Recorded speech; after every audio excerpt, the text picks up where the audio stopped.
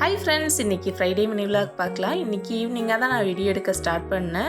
ஈவினிங்காக வீடு வாசல்லாம் பெருக்கிட்டு தண்ணி தெளித்து கோலம் போட்டேன்.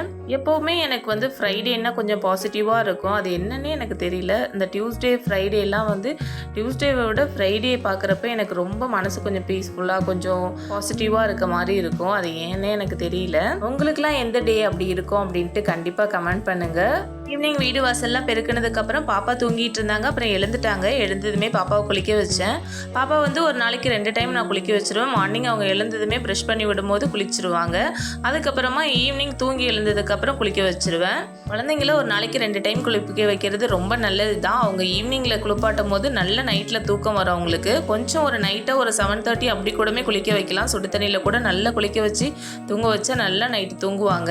சில டைம் பாப்பாவுக்கு நைட்டில் கொஞ்சம் நிறைய ஸ்வெட் ஆகிற மாதிரி இருந்துச்சுன்னா நான் நைட்டு ஒரு 9:30 இருந்தாலுமே சுடு தண்ணி வச்சு சோப்புலாம் போடாமல் சும்மா உடம்பு வந்து அப்படியே கழுவி விட்டுருவேன். அவங்க தூங்கும்போது கொஞ்சம் நல்லா ரெஃப்ரெஷிங்காக அவங்களுக்கு இருக்கும்ல, அதுக்காகவே அதை பண்ணிடுறது அடிக்கடி. அப்புறம் அப்பா ஈவினிங்காக மாங்காய் வாங்கிட்டு வந்திருந்தாங்க. ஒரு 2 கிலோ பழமாக வாங்கிட்டு மீதி எல்லாமே காயாக வாங்கிட்டு வந்திருந்தாங்க. அந்த காய் வந்து பழுக்க வச்சுக்கணும் வீட்லேயே நம்ம வச்சு. நல்லா பெரிய பெரிய காயாக இருந்துச்சு.